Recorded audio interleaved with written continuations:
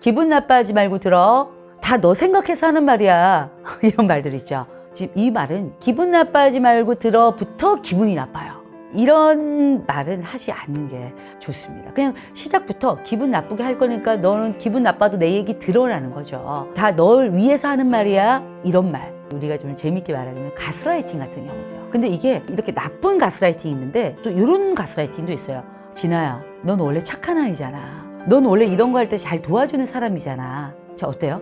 난 지금 이걸 하기 싫은데 나를 그런 사람이라고 프레임을 씌워서 계속 그런 말을 하시는 분들도 계세요. 이런 것도 어떻게 보면 꼰대 같은 말하기다 라고 볼 수가 있겠죠. 특별한 자신감을 꺼내요. 인생의 확실한 변화를 만들어드리는 강사 트레이너 민진아입니다. 반갑습니다. 강사님이 생각하기에 센스 있는 말하기란 한마디로 어떤 것인지 먼저 궁금한데요. 일단 중년의 입장에서 꼰대 되지 않는 말하기를 중심으로 말씀을 드리면요. 충고하지 않는 말하기라고 말씀드리고 싶어요. 우리는 보통 상대를 위하는 마음이 있을 때 도움을 주고 싶어 합니다. 그래서 좋은 이야기를 해주고 싶고 내가 겪었던 경험을 알려주고 싶고 실수를 줄일 수 있는 방법을 이야기해주고 싶어 하죠. 그 마음 자체는 굉장히 좋은 마음이에요. 문제는 타이밍입니다. 상대가 묻지도 않았는데 먼저 인생의 방향이나 가치관, 생활 습관에 대해 이야기를 하면 듣는 사람 입장에서는 부담스럽게 느껴질 수 있고 불쾌하게 느껴질 수 있죠. 예를 들면 이런 상황이에요. 아유, 요즘 젊을 때 고생을 좀 해야 해. 아유, 야, 그렇게 하면 나중에 후회한다. 내가 살아보니까 말이야. 네, 이 말들이 뭐 틀린 말이라는 게 아니라요. 지금 이 상황에서 꼭 필요한 말인가를 한번 생각을 해보셨으면 좋겠습니다. 업무적으로 반드시 공유해야 되는 일이나 피해를 예방을 해야 되는 상황이다. 그러면 이야기를 해야겠죠. 하지만 그렇지 않은 상황에서는 충고와 잔소리가 될 수밖에 없습니다. 상대는 방법을 듣고 싶은 게 아니라 공감을 받고 싶은 부분이거든요. 그래서 저는 중년분들이 센스 있게 말하는 것은 말을 그냥 말이 막 하는 것이 아니라요. 상대가 원할 때 이야기를 하는 것이다 라고 말씀드리고 싶습니다.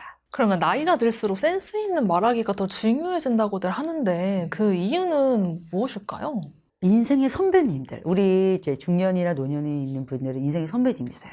그러니까 이 인생의 선배님들은 뭐예요? 그만큼 경험이 많죠. 살아온 시간 속에서 겪어본 일들도 많고 알고 있는 것도 많고 해주고 싶은 말도 많습니다. 그래서 대화를 하다 보면은 자연스럽게 이건 이렇게 해보면 좋을 것 같은데 야, 내가 해보니까 이게 더 낫더라? 이런 이야기들이 나오게 되죠. 이 자체는 굉장히 자연스러운 현상입니다. 문제는 상대가 그 이야기를 들을 준비가 되어 있는지예요.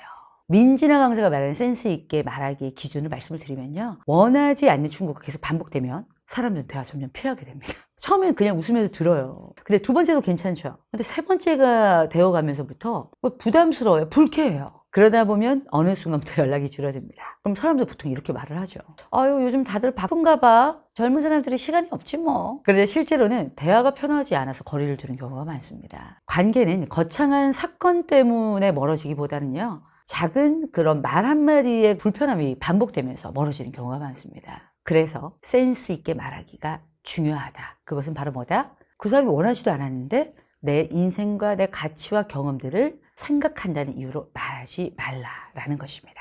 그렇다면 같은 말을 해도 어떤 사람의 말은 되게 세련됐다고 느껴지는데 어떤 사람의 말은 되게 가볍다고 느껴지는 때가 있어요. 그 이유는 뭐가 있을까요? 그 이유도 크게 두 가지로 말씀을 드려볼게요.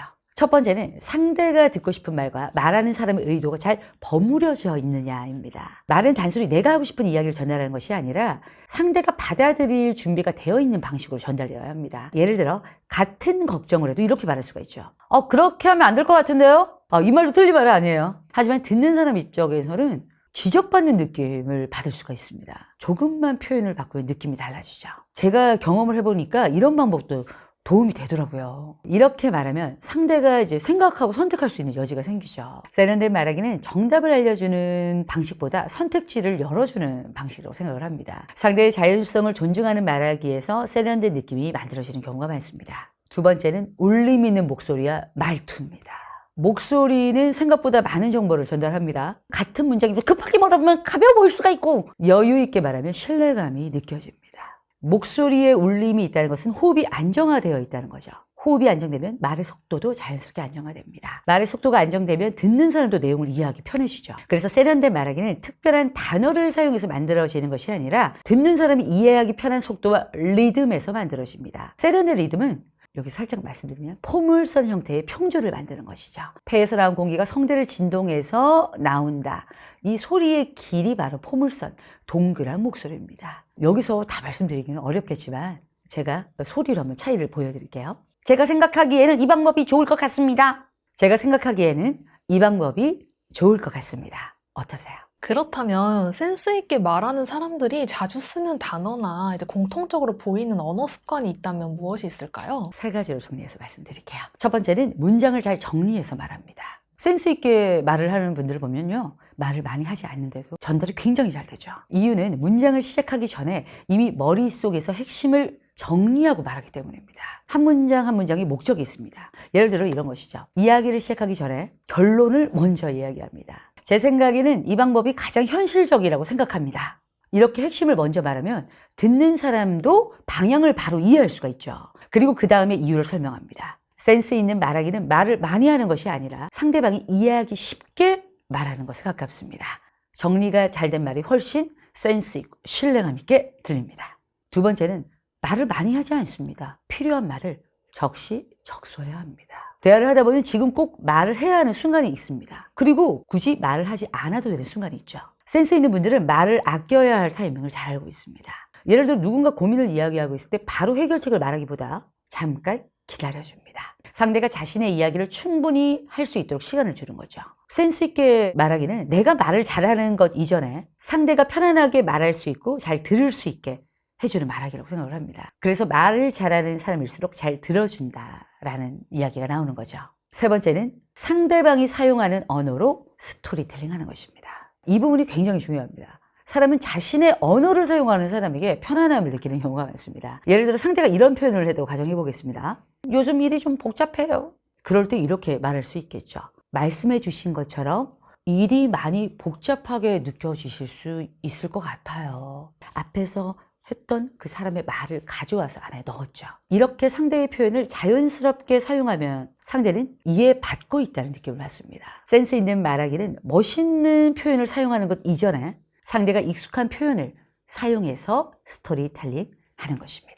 그렇다면 이제 중년에 중후하면서도 맑은 목소리, 뭐 예를 들면 이렇게 말하면 귀티가 좀 나는 것 같다. 이렇게 얘기하실 수 있는데 이런 거를 좀 결정짓는 핵심 요소는 무엇이 있을까요? 앞에서 일단 다 말씀드렸던 부분이에요. 하지만 또 다시 한번 말씀을 드리면요.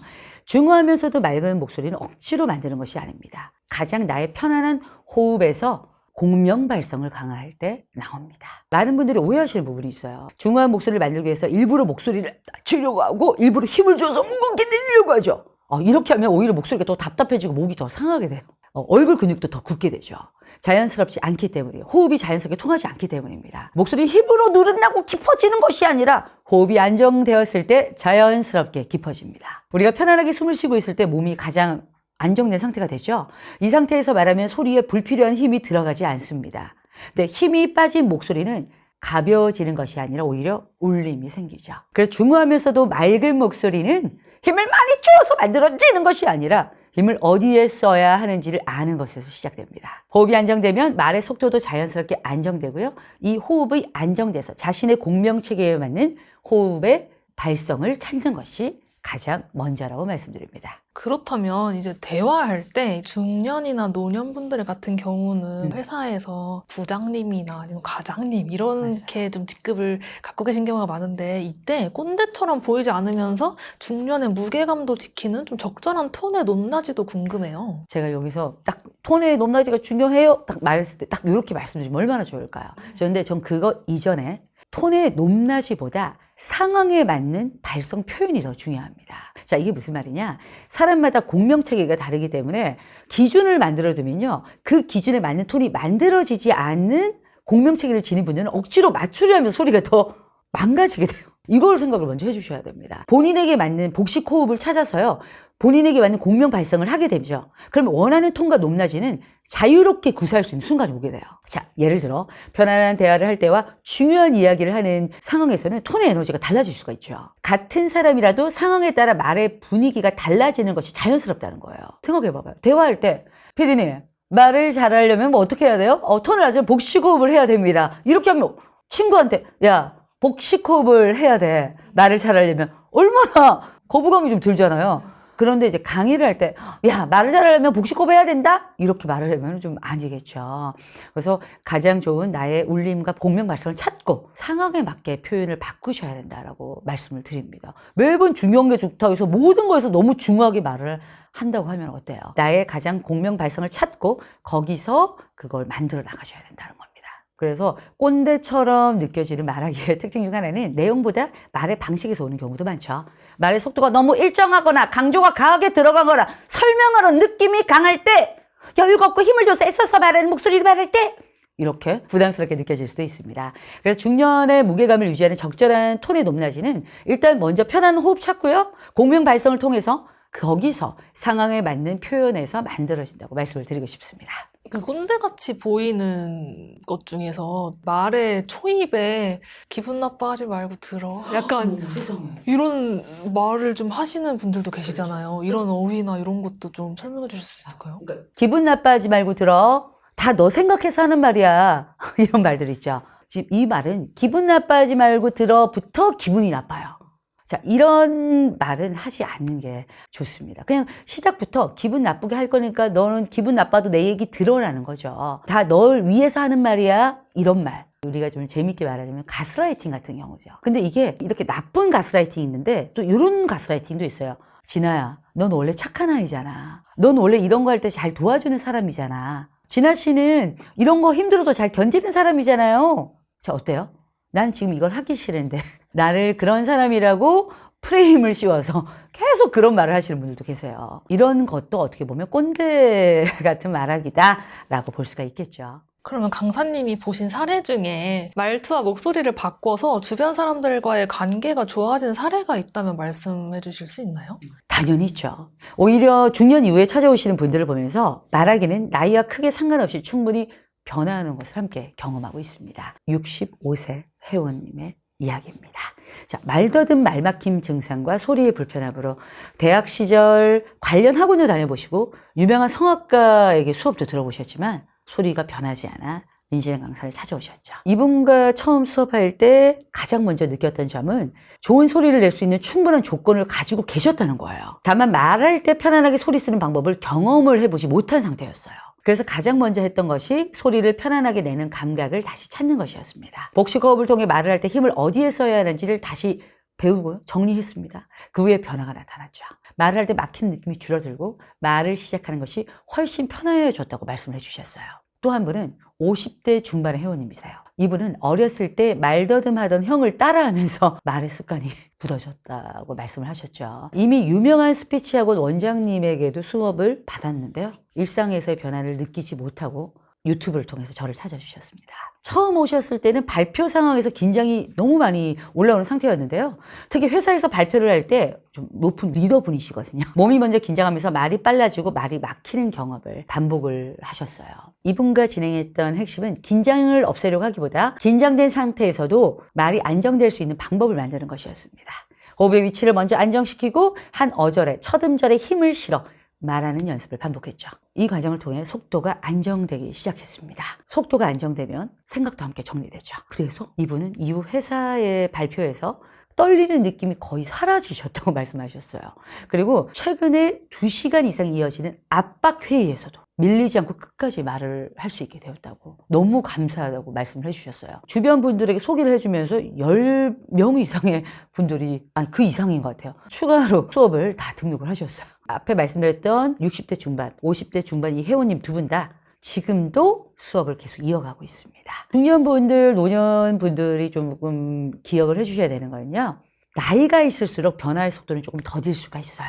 그런데 바뀌긴 해요. 근데 사람들마다 또 변화의 속도도 다르다는 거. 보통 1회 수업에서도 변화를 영상으로 확인을 시켜드려요. 그런데 대부분 본인 스스로가 이제 완전히 일상에서 적용되면서 변했다라고 느끼기 시작하는 순간은 중년 분들 이상의 분은 한 개인 레슨 10회 정도 후에 느낄 수가 있어요. 나이가 좀 더 이제 젊은 분들이 오시면 더 빨리 변하는 그런 것들을 볼 수가 있습니다. 젊은 분들도 개인에 따라 다 차이가 있어요. 빨리 된다기보다는. 그래서 저는 항상 말씀을 드립니다. 말하기는 감각의 영역이기 때문에 정확한 방법으로 꾸준히 하다 보면요, 변화가 나타납니다. 중년 이후에 말투와 목소리가 변화하면 관계의 분위기도 함께 달라지는 경우가 많습니다. 그게 변할까? 근데 난 변하고 싶어 생각하지 마시고요. 지금이라도 시작하십시오. 충분히 변화할 수 있습니다. 지금 벌써 혹시 머릿속에 나는 뭐 안 될 거야. 이건 원래 타고나는 거야. 뭐 지금 해서 되겠어?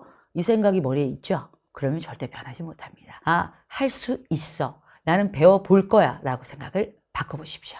그렇다면 이 영상을 보고서 근데 나는 이미 늦었어 라고 생각하시는 분들도 있으실 것 같은데 그분들께 지금 당장 목소리의 생기를 좀 되찾아줄 수 있는 가장 간단한 습관이 있다면 어떤 게 있을까요? 네, 또 나옵니다. 복식 호흡을 통한 복식 발성의 습관입니다. 많은 분들이 이렇게 얘기를 하시죠. 나는 나이가 있어서 이제 변하기 어려울 것 같아요. 목소리 타고나는 거 아닌가요? 실제는 그렇지 않습니다. 목소리는 타고나는 부분도 있지만 사용하는 방법에 따라 충분히 달라질 수 있습니다. 우리가 일상에서 말을 할 때 생각보다 호흡을 얕게 쓰는 경우가 많습니다. 긴장을 하거나 신경을 많이 쓰는 상황에서는 숨이 위쪽으로 올라옵니다. 그럼 목 주변에 힘이 많이 들어가게 됩니다. 목에 힘이 들어가면 소리가 얇아지거나 떨릴 수가 있죠. 그래서 생기가 없어 보이는 목소리가 나오는 경우가 많죠. 반대로 호흡이 안정이 되면요, 목 주변에 힘이 줄어들게 됩니다. 그러면 소리가 훨씬 편안하게 나오고요. 이 편안한 소리는 듣는 사람에게도 어때요? 안정감을 주게 되죠. 그래서 저는 목소리의 생기를 되찾는 가장 기본은 복식호흡이라고 말씀을 드립니다. 복식호흡을 통해 공기를 만들고 이 공기가 성대를 쥐어짜는 게 아니라 진동을 해서 나오는 거거든요. 조금 어렵게 들릴 수 있지만 원리는 단순합니다. 이렇게 공기로 성대를 진동해서 힘이 아니라 울림을 통해서 나온다고 생각을 하시면요, 목소리의 생기를 다시 찾으실 수 있습니다. 특히 중년 노년분들의 경우에 요즘 사람들과 대화가 어렵다라는 이야기가 많은데 왜 요즘 들어 대화가 어렵다고 하시는지, 그리고 실제로 그런 고민을 하시는 분들이 많으신지 궁금해요. 고민하시는 분들 너무 많죠. 티는 안 내지만 혼자 이렇게 조용히 스트레스 받아하시고 외로워하시는 분들 많으실 겁니다. 예전보다 사람들과 이야기하는 것이 어색해졌다고 느끼시는 분들도 많고요. 대화를 시작하는 것 자체가 부담스럽다고 느끼시는 분들도 많습니다. 현장에서 상담을 하다 보면 예전에는 사람 만나는 게 이렇게 어렵지 않았던 것 같은데 이렇게 말씀하시는 분들도 있습니다. 이유는 여러 가지가 있어요. 첫 번째는 본인의 말하기 스타일이 상대가 대화를 이어가기 어렵게 만들고 있는 경우입니다. 내가 하고 싶은 말만 하고 있지는 않은지, 무슨 말인지 알아들을 수 없게 말을 하는지, 감정을 퍼붓고만 있는 건 아닌지 생각해 보셔야 돼요.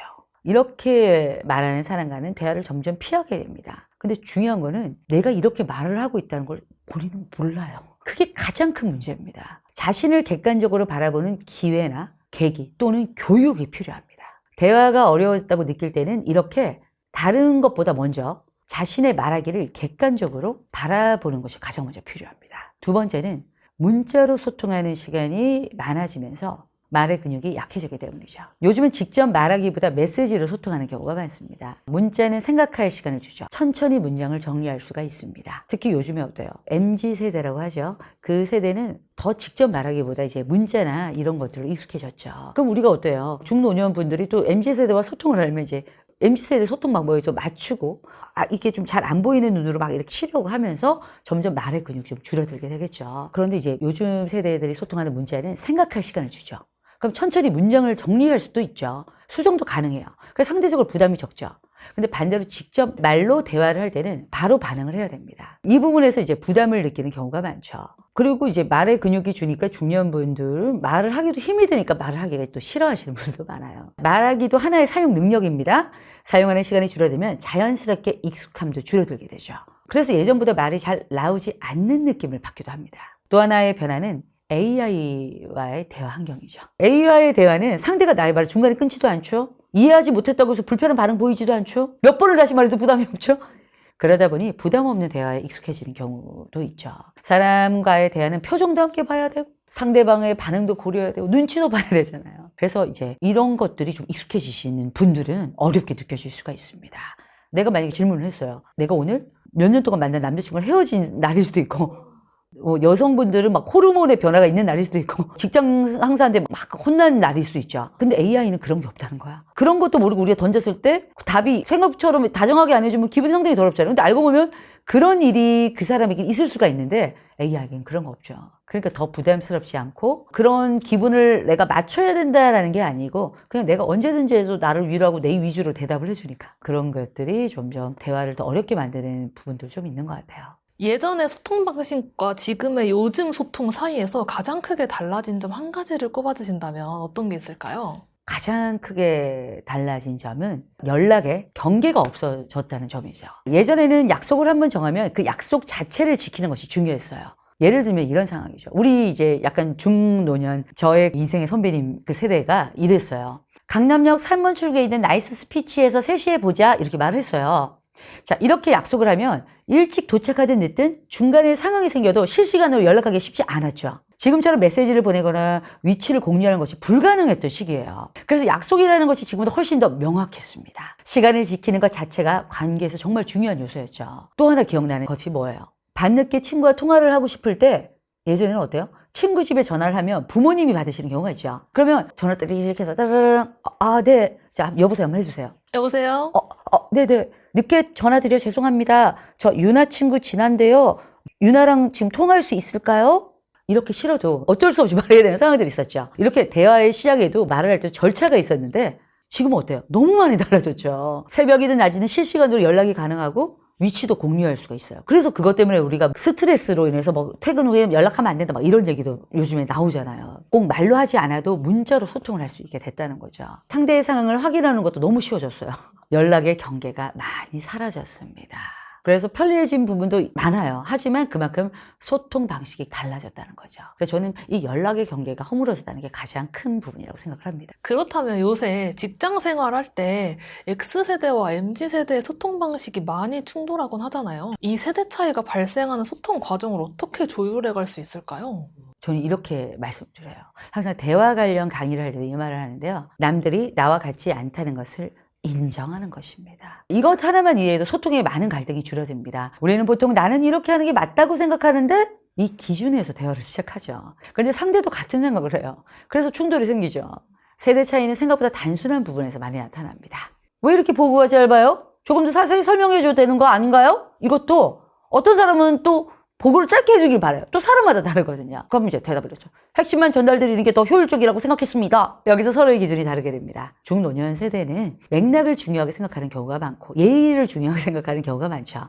왜 일을 하게 됐고 어떤 과정이 있었고 전체 흐름을 계속 듣고 싶어하고 중간중간 보고를 받고 싶어요. 반면 이제 MZ세대 요즘 세대들은 핵심 결과를 중요하게 생각하는 경우가 많습니다. 편리함, 신속함을 더 중요하게 생각하는 경우가 많죠. 결론이 무엇인지 지금 무엇을 결정해야 하는지 빠르게 파악하는 것을 선호합니다. 그럼 한번 여기서 다른 예시를 좀 바꿔서 제가 한번 롤플레잉을 한번 해볼게요. 핵심 먼저 정리해줘서 좋네요. 추가로 내가 판단해야 할 배경 정보만 조금 더 알려줄 수 있을까요? 이렇게 말하면 어때요? 이렇게까지 해야 돼요? 네. 내가 좋은 상사 되고 싶죠. 그럼 이렇게 말할 수 있도록 연습을 좀 하셔야 됩니다. 자, 하나 더 볼까요? 회식 상황입니다. 요즘 회식을 잘 참여 안 하네요? 개인 시간이 중요해서 그렇습니다. 이렇게 말을 하면 이렇게 잘 하지는 않겠지만 이게 서운함이 좀 생기고 이제 갈등이 생기게 되죠. 회식이 팀 분위기에 도움이 된다는 점은 이해합니다. 다만 개인 일정이 있는 날도 있어서 미리 말씀드리면 조율이 좀 가능할까요? 이렇게 말하면 관계는 유지하면서 자신의 기준도 지킬 수 있습니다. 매번 내가 이제 상사와 아니면 팀원들과 트러블이 있다면 내 말하는 방식을 객관적으로 한번 보시고요. 좋은 소통을 하고 싶으면 이렇게 질문식으로 상대방을 배려하는 방식의 말의 방식을 좀 바꿔보시는 게 좋습니다. 나도 모르게 가르치려 드는 말투가 나올 때 이거를 좀 즉각적으로 부드럽게 바꾸는 말투 교정법이 좀 있을까요? 네, 가장 쉬운 방법으로 질문 형태로 바꾸는 것을 추천드립니다. 이거 이렇게 해야 돼. 그거 그렇게 하면 안 돼. 야, 이 방법이 더 좋아. 이런 말 틀린 말은 아니죠. 그런데 듣는 사람 입장에서는 지적받고 명령을 한다는 느낌이 받을 수가 있어요. 특히 나이가 들수록 경험이 많아지기 때문에 무의식적으로 지시하는 느낌의 말투가 나올 가능성이 많습니다. 이때 가장 간단한 방법이 문장을 질문 형태로 바꾸는 것이죠. 그건 그렇게 하는 거 아니에요. 이 방법이 더 맞아요. 그렇게 하면 나중에 힘들어요? 이것이 아니라 이 방법부터 한번 생각해 보셨어요? 이렇게 해보는 것은 어떻게 생각하세요? 혹시 이런 방향으로도 진행이 가능할까요? 이렇게 질문 형태로 바꾸면 상대가 좀 더 부드럽게 느끼고요. 아, 내가 존중받고 있구나라는 생각이 듭니다. 지시하는 말투나 뭐 가정 상황을 좀 예를 들면은 야, 이렇게 하지 말라 그랬잖아. 약간 이렇게 끝을 올리고 질문 형식은 좀 끝을 왜 그렇게 했어? 약간 이렇게 하잖아요. 그렇죠, 그러니까 그 그렇죠. 억양 차이도 좀 설명해 주실 수 있을까요? 이게 억양도 평소 습관이 이렇게 된 분들이 많아요. 그래서 내가 좀 더 화를 내기 위해서 강조하기 위해서 그랬잖아! 이렇게 하면은 이 억양이 목에 힘을 주면서 말을 하거든요. 내가 좀 그랬잖아! 이렇게 이제 공기압으로 좀 보내셔야 듣기 싫고 짜증나는 게 조금 덜해요. 좀 이렇게 해달라고 그랬잖아! 이거랑 이렇게 좀 해달라고 그랬잖아. 이게 다르죠. 그래서 이렇게 목에 힘을 써서 쫙 하면 되면 같은 말이 조금 더 기분 나쁘게 들릴 수가 있다. 내가 더 얘기하려고 목에 힘을 주는 순간 듣기 싫은 그런 억양들로 사람들에게 전달된다라는 것을 좀 기억해 주셨으면 좋겠습니다. 나보다 어린 사람 혹은 직급이 낮은 사람과 대화할 때 조언이 아니라 진짜 우리는 서로 대화를 하고 있다. 라는 느낌을 주기 위해서 버려야 할 습관이 있다면 어떤 게 있을까요? 이 정도는 당연히 알겠지? 라고 생각하고 말하는 습관입니다. 연세가 있으신 분들은 알죠. 경험이 많고 이런 부분에 이렇게 있는 사람들이 이거 당연히 알 거야 라고 생각을 하면서 말을 하잖아요. 이걸 내려놓으셔야 돼요. 그러니까 예를 들면 3일 된 입사한 분과 3년 된 사람에게 똑같이 얘기한다. 그럼 그거는 말 잘한다고 볼 수는 없어요.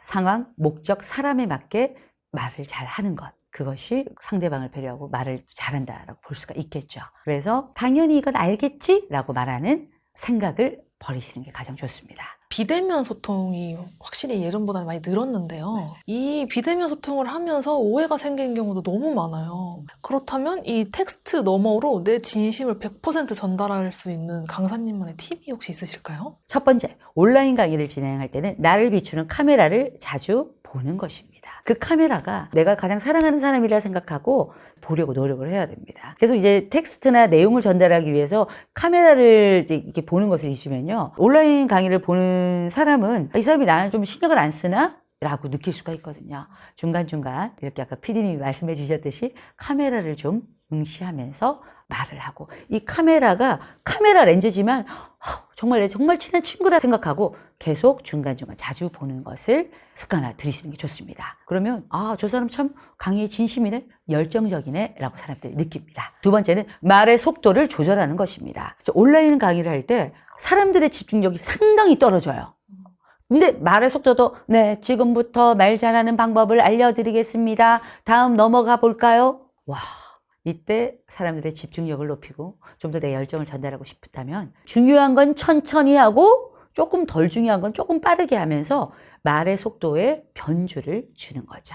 이렇게 말의 속도를 조절하면 나의 열정과 에너지가 좀 더 잘 전달될 수 있습니다. 그리고 세 번째는 카톡, 메일 답변 시 상황별 텍스트 시스템을 만들어 놓는 것입니다. 우리는 생각보다 문자로 소통 많이 하죠. 카톡, 메일, 메시지 등 텍스트로 소통하는 경우가 많아요. 이때 즉흥적으로 문장을 작성하면 내 의도와 전혀 다르게 전달될 수가 있습니다. 그래서 자주 사용하는 문장은 미리 정리해 두는 것이 큰 도움이 되죠. 예를 들면 이런 상황이에요. 자료 전달할 때, 일정 조율할 때, 감사 인사 전할 때, 양해를 구할 때, 이런 문장을 미리 정리해 두면 필요한 상황에서 자연스럽게 사용할 수 있습니다. 텍스트는 표정이 보이지 않기 때문에 조금 더 부드럽게 표현하는 것이 좋습니다. 예를 들면 이거예요. 친구랑 대화를 했을 때 장난으로 에이 바보 이거랑 근데 카톡으로 바보 조금 너무 다르죠. 그렇기 때문에 문자는 좀 더 성의 있게 작성하는 것이 상대방에게 마음과 열정이 잘 전달됩니다. 마지막으로 세대를 불문하고 소통을 잘하는 사람이 되기 위해서 우리가 가장 먼저 가져야 할 마음가짐이 있다면 조언 한 말씀 부탁드릴게요. 다시 한번 이 문장을 소환합니다. 남들이 나와 같지 않다는 것을 인정하라. 몇 번을 말해도 부족하지 않은 이야기입니다. 우리는 살아온 환경이 다르고 경험한 시간이 다르고 익숙한 방식이 다릅니다. 그래서 생각이 다른 것이 자연스러운 거예요. 그런데 대화가 어려워지는 순간을 보면 상대가 틀렸다고 느끼는 순간이 많습니다. 왜 저렇게 생각하지? 왜 저렇게 말하지?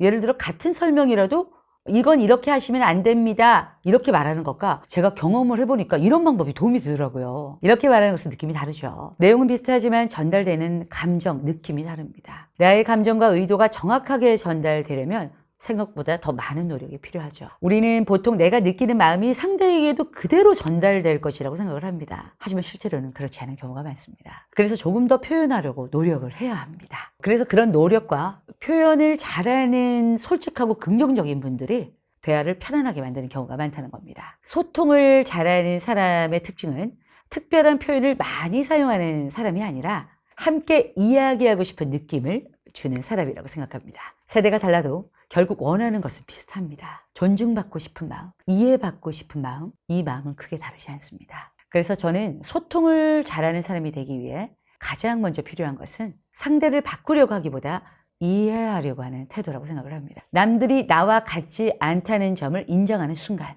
그걸 마음으로 받아들이는 순간 대화는 훨씬 편해질 수 있습니다. 세대 차이의 간격은 훨씬 줄어들 수 있습니다. 좋은 소통은 말을 잘하는 기술 이전에 사람을 이해하려는 마음과 태도에서 시작된다는 것을 기억해 주십시오. 말은 기술 이전의 태도다. 지금까지 함께해 주셔서 진심으로 감사합니다. 민진아였습니다.